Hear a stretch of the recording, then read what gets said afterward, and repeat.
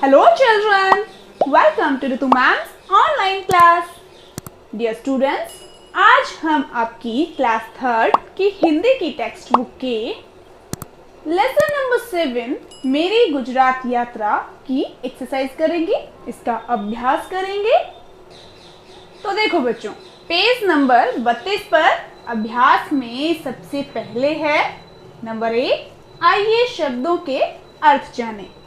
मतलब यहाँ शब्द दिए हुए हैं, यहाँ अर्थ दिए हुए हैं, समझते हैं शब्दों के अर्थ। सबसे पहला है अभिमान। अभिमान का अर्थ होता है घमंड। नेक्स्ट है उपकार। उपकार का अर्थ होता है भलाई। कदमताल। कदमताल का अर्थ होता है बच्चों कदम से कदम मिलाकर चलना। अगला है जन। जन का अर्थ होता है लोग। नृत्य। नृत्य का अर्थ होता है नाच। अक्सर आप नृत्य को डांस कहते हैं, है ना? तो उसी को, डांस को ही हिंदी में नृत्य कहते हैं। प्रभु। प्रभु का अर्थ होता है भगवान। प्रसिद्ध।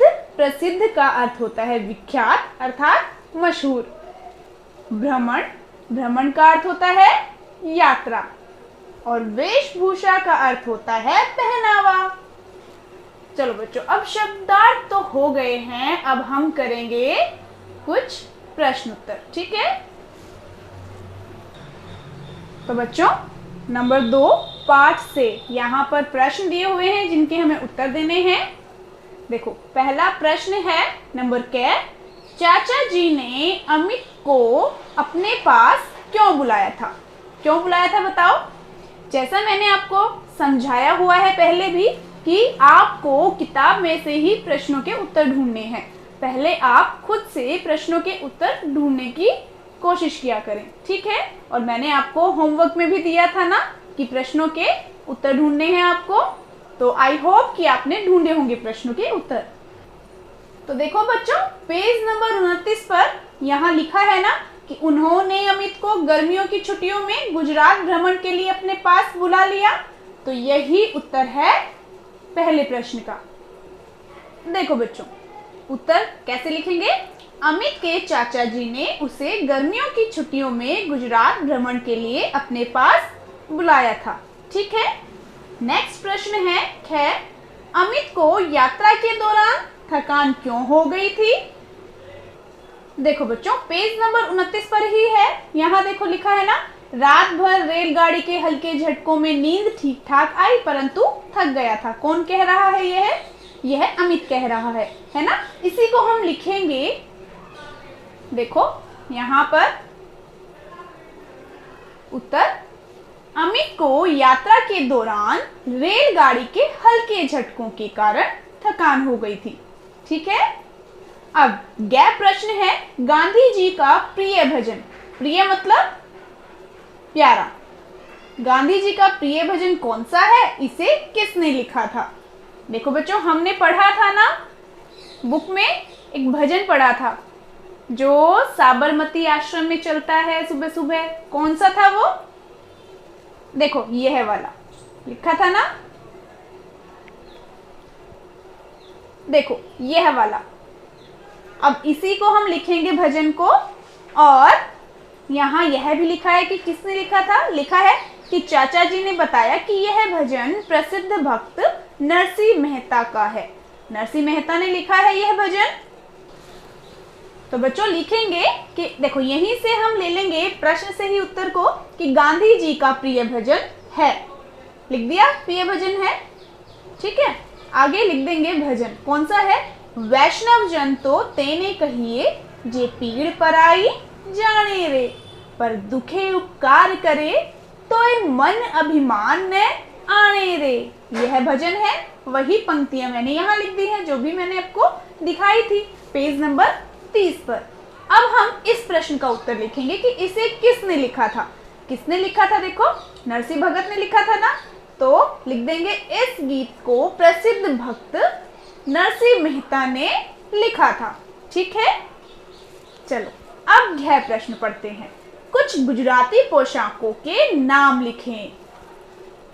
देखो बच्चों, पेज नंबर 31 पर हमने यहाँ पढ़ा था ना कि गुजरात के लोगों की वेशभूषा मुझे बहुत अच्छी लगी। पुरुष धोती पहनते हैं और सिर पर साफा या पगड़ी बांधते हैं। स्त्रियां अधिकतर कामदार लहंगे तथा ओढ़नी पहनती हैं। ठीक है, तो मिल गए ना यहाँ पर साफा, पगड़ी, धोती, कामदार लहंगे तथा ओढ़नी। तो यही हम लिख देंगे। हमने इसका उत्तर भी प्रश्न का जो अभी प्रश्न पढ़ा उस प्रश्न का उत्तर भी हमने पाठ में से ही ढूंढ लिया। तो हम सभी प्रश्नों के उत्तर पाठ में से ही ढूंढते हैं। ठीक है, आगे भी आप प्रश्नों के उत्तर पाठ में से ढूंढने का प्रयास किया करो। देखो बच्चों, लिख देंगे कुछ गुजराती पोशाकें हैं धोती, साफा या पगड़ी, लहंगा तथा ओढ़नी। यहाँ कामदार लहंगा भी आप लिख सकते हैं। ठीक, अगर आपको लिखना है कामदार लहंगा, ठीक, वो भी लिख सकते हैं, या फिर लहंगा भी एनफ है, बहुत है लिखने के लिए। ठीक है, अब देखो बच्चों अगला प्रश्न।